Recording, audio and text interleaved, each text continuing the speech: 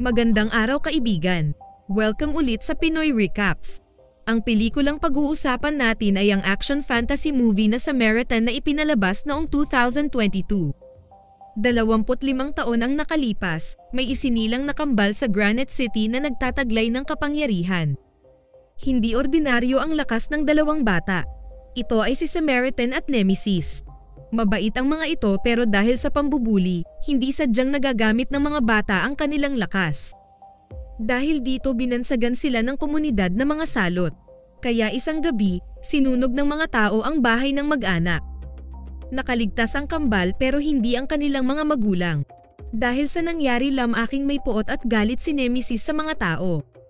Gusto nitong ipalasap sa lahat ang paghihigante para sa mga magulang. Samantalang kabaliktaran naman si Samaritan. Lumaki itong makatarungan at tagapagligtas ng mga naaapi. Sinusubukan ni Samaritan na pigilan ang pagiging bayolente ng kambal pero mas lalong lumaki ang galit nito. Gusto ni Nemesis na talunin si Samaritan kaya gumawa ito ng isang mahiwagang martilyo kung saan isinumpa niya dito ang buong puot sa mga tao at sa sariling kambal. Ang martilyong ito umano ang tatapos kay Samaritan. Kaya isang gabi, naghasik ng kasamaan si Nemesis sa power plant ng lungsod. Alam niyang darating ang kambal para iligtas ang mga tao. Nang dumating si Samaritan, naglaban ang dalawa.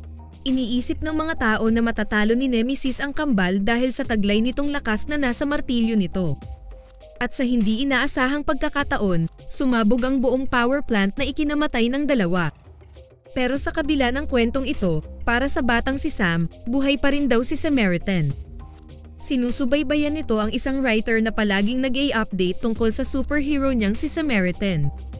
Walang tatay si Sam kaya mag-isa siyang tinataguyod ng kanyang ina. Isang gabi habang nagtapon ng basura ang bata, natakot ito nang lumabas ang isang lalaki sa kabilang building para magtapon din ng basura. Naging libangan na ni Sam ang pag-sketch kay Samaritan sa tuwing libre ang oras nito. Minsan nadaanan siya ng lalaking nakatira sa kabilang building. May bitbit itong sirang radyo. Tinanong niya bakit sira ito, sagot nitong bakit din daw siya nagsuot ng sirang relo. Nagulat ang bata na napatingin sa sira nga niyang relo. Maya-maya lang ay dumating ang kaibigan niya at sabing maghahanap daw sila ng pagkakitaan. Ayaw sanang sumama ni Sam pero kailangan niya ng pera para pambayad sa upa ng apartment. May notice na kasing nakapaskil sa pintuan ng unit nilang mag-ina. Nakadiskarte nga silang magkaibigan ng tanso kaya dinala nila ito sa junk shop. Ilang saglit lang ay dumating ang gang ni Cyrus. Ang may-ari ng junk shop at leader ng grupong may mga illegal na gawain sa Granite City. Ilang kabataan ang lumapit sa kanila. Ito ang grupo ni Reza. Maliit na version sa grupo ni Cyrus pero kasama din ang mga ito sa mga illegal na transactions ng lalaki. Inaya nito ang kaibigan niya sa isang pinaplanong pagnanakaw pero tumanggi ito. Dahil kailangan ni Sam ng pera nagpresenta siyang sumama sa mga ito. Nagulat ang kaibigan niya pero desidido siyang kumita kaya tiningnan na lang nito ang kaibigan habang paalis. Ginawa ng bata ang iniutos ni Reza na abalahin ang bantay ng grocery store para manako nila ang 2 box ng ticket. Pero pagdating nila sa hideout, puro chips pala ang laman ng nito. Sinisisi ni Reza si Sam na hindi nito tiningnan ang box bago kinuha. Kaya nagalit ang bata at nakipagtulakan kay Reza at sinabing nagsinungaling ito. Narinig pala sila ni Cyrus sa taas. Kinampihan nito si Sam at sinabihang naranasan din daw nito mabuli noong kasing edad siya ng bata. Pinakabata sa grupo pinakamadaling lokohin. Pinulot ng lalaki ang sketchbook niya kay Samaritan. Pinili daw niya umano ito kasi mabait. Sa kanito pinakita sa kanya ang tato ng logo ni Nemesis sa dibdib. Masama daw ang tingin ng tao kay Nemesis pero ang totoo, masama lang daw ito sa mga taong masama din. Kaya ito daw ang dahilan bakit mas gusto ito ni Cyrus. Si Samaritan daw ay parang pulis na mayayaman lang ang pinoprotektahan samantalang sila ay nagugutom. Binigyan siya ng pera ni Cyrus para daw sa ginawa niya ngayon at sa mga gagawin pa niya sa leader sa darating pang mga araw. Nang araw ding iyon, nakakuha ng pampasabog ang grupo ni Cyrus sa isang lumang kampo ng mga sundalo. At balak ng mga ito na pasabugin ang iba't ibang parte ng syudad. Habang napadaan si Sam sa arcade store, nakita siya ng grupo ni Reza. Hinabol siya ng mga ito. Nakita sila ni Joe habang sakay sa bus na muntik makabundol sa bata.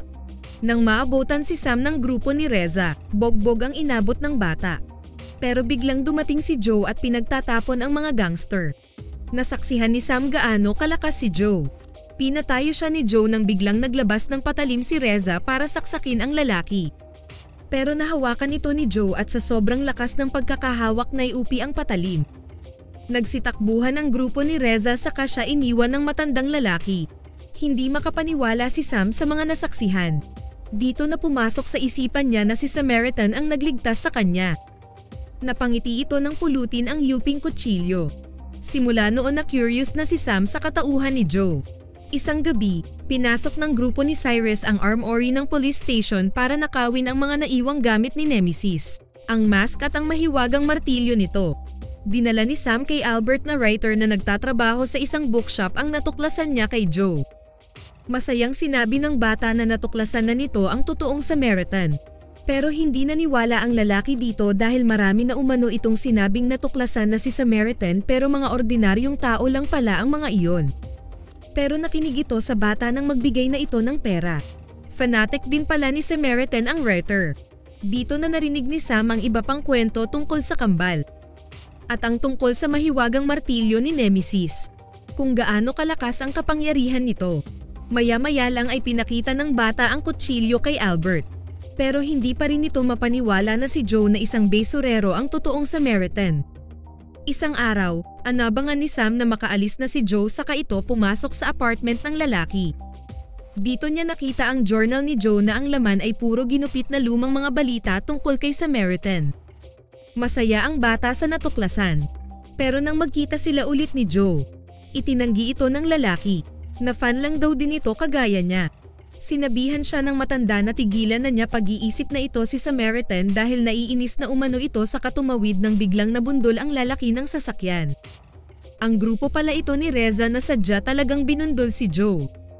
Wala nang buhay ang matanda nang lapitan ito ni Sam. Pero ilang saglit ang lumipas, biglang nagising si Joe. Unti-unting gumaling ang mga bali nitong mga buto na kinamangha ng bata. Hinang-hina pa ang lalaki pero nagmamadali itong umakyat sa apartment dahil sa sobrang init ng kanyang katawan. Mabilis itong tumaapat sa shower samantalang tuwang-tuwa naman si Sam dahil nakumpirma na nga niyang si Joe si Samaritan. Pagkalipas ng ilang minuto, kumakain na ng ice cream ang matandang lalaki.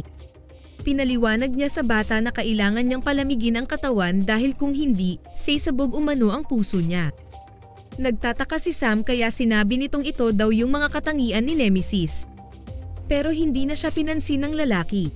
Pinakain na lang siya nito ng ice cream kaya hindi na napansin ng bata na parang may gustong sabihin si Joe pero ginasto na lang nitong manahimik. Nang mga oras ding iyon, nag-umpisa ng magpasabog sa downtown ang grupo ni Cyrus. Tuwang-tuwa ang mga ito at sinuot na ng leader ang mask ni Nemesis. Bit-bit din nito ang martilyo at sinabing mag-uumpisa sila ng revolusyon. Kasabay nito ang pamimigay ng mga tauhan ng mask sa mga tao sa paligid. Sunod na napanaginipan ni Joe ang nakaraan nilang magkapatid.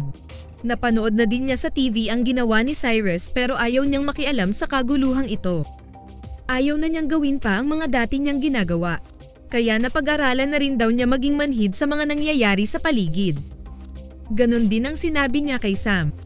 Huwag na daw itong makipag-away dahil wala rin namang mabuting idudulot sa buhay nila ang pakikipag-away. Kinuha niya sa bata ang sirang relo nito para subukang ayusin. Araw-araw na napapabalita ang tungkol sa pagpakilala ni Cyrus bilang isang nemesis. Lakas loob na ang pagnanakaw ng mga tao gamit ang mask na bigay ng gang ng lalaki.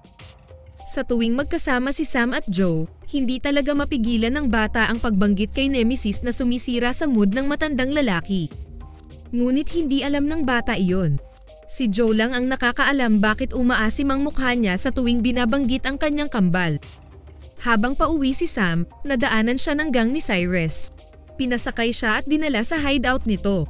Naningil na pala ito sa perang ibinigay niya noong una. Ginawa siyang lookout ng lalaki na kung may darating na pulis, sumipol umano siya. Pero ang problema, di pala marunong sumipol ang bata. Meron ngang dumating na pulis pero tinuturo lang ito ni Sam. Kaya pala hindi hinuhuli si Cyrus dahil nagbibigay pala ito ng suhol sa mga pulis. Kinagabihan, nakita ng grupo ni Reza si Sam kaya pinagtulungan nila itong bogbogan. Sinakay nila sa pushcart ang bata at hinatid sa baba ng building. Nagulat ang gang leader nang makita nito si Joe na buhay pa. Kaya nagmamadali na silang umalis para ipaalam sa mga kasama na buhay pa ang matandang lalaki. Dahil na-curious si Cyrus sa kwento ni Reza, gusto umano nitong makita si Joe. Kaya kinabukasan, anabangan na ng mga tauhan ni Cyrus ang matanda. Sinusundan nila ito hanggang mapansin ni Joe na may nakasunod sa kanya. Dito na nila inatake ang matandang lalaki pero dahil may taglay nga itong kapangyarihan, madali lang nitong naitamba ang kalaban. Napansin na ng mga tao ang nangyaring labanan kaya marami na ang kumukuha ng video. Nang biglang nagtapon ng pampasabog ang isa sa mga ito kaya mabilis ding binitbit ni Joe ang batang babae at inangat ang kotse para gawing panangga. Nasaksihan ng mga tao ang ginawa niya kaya lumabas sa news ang video ng pangyayari. Nang sumunod na araw, pumunta si Sam sa apartment ni Joe para sabihin ang pinaplano ng gang ni Cyrus. Pasasabugin umano nito ang power plant gaya ng ginawa ni Nemesis noon. Pero sagot ni Joe na sabihin umano niya ito sa mga pulis dahil ayaw niyang makialam dito. Pero sinabihan siya ng bata na ito lang ang makakapigil sa plano ni Cyrus dahil alam ng bata na sinusuhulan ng gang ang mga pulis. Pero hindi umano makakatulong si Joe. At hindi pa nito kayang sabihin sa bata ang tinatago niyang sikreto. Dahil sa ginawa ni Joe sa mga tauhan ni Cyrus, sinugod ng gang ang apartment niya pero nakaalis na ang matandang lalaki dito. Nakita ng mag-ina ang pag-atake ng gang sa unit ni Joe at nang makita sila ni Cyrus sa may bintana, sila ang naisip nitong kidnapin dahil siguradong ililigtas sila ng matandang lalaki. Nang mga sandaling iyon nasa train station na si Joe nag-aantay ng pag-alis ng train. Biglang tumunog ang relo ng bata kaya naisipan nitong bumalik muna para ibigay ang relo nito. Pero pagdating niya sa unit ng mag-ina, wala na si Sam, dinala na ni Cyrus ang bata. At iniwan pa ng gang ang mask ni Samaritan sa apartment ni Joe. Hindi na nagdalawang isip si Joe. Ginamit niya ang garbage truck, kinargahan niya ito ng mga gasolina at nilagyan ng time bomb. Saka mabilis na pumunta sa hideout ni Cyrus. Kahit sinalubong ng putok si Joe ng mga tauhan ni Cyrus, nakalusot pa rin ang lalaki. Binangga nito ang truck sa building at nag-crush ito sa loob. Itinumba niya ang mga samalubong sa kanya. Hanggang lumabas na si Cyrus. Nang masigurong ligtas ang bata, dito na nakipaglaban si Joe sa gang leader. Pinagpapalo sa kanya ang martilyo ni Nemesis. Nag-flashback sa isipan ng matandang lalaki ang huling laban nila ng kambal. Pero nang banggitin ni Cyrus na siya talaga si Samaritan dahil samipot siya para iligtas ang bata, dito na nagsumagot si Joe. Sinalo nito ang hampas ng gang leader at sinabing hindi siya si Samaritan. Siya si Nemesis. Nagulat silang lahat sa narinig. Kasabay nito, sumabog din ang bombang nilagay ni Joe sa truck. Tumakas na si Cyrus at binitbit na naman nito si Sam. Habang patuloy na nakipaglaban si Nemesis sa mga naiwang tauhan ng gang leader. Galit na galit si Cyrus sa bata kung alam ba nitong si Nemesis pala ang inakala nilang si Samaritan. Pero walang alam si Sam sa totoong pagkatao ni Joe. Maya-maya lang ay nagbigay na ng utos ang gang leader na patayin ang kuryente sa buong syudad at umpisahan na ang gulo. Saka nito isinuot ang maskara ni Nemesis. Matapos mapatay ang mga tauhan ni Cyrus, natagpuan din ni Joe si Sam sa second floor pero nagliliyab na ang buong warehouse.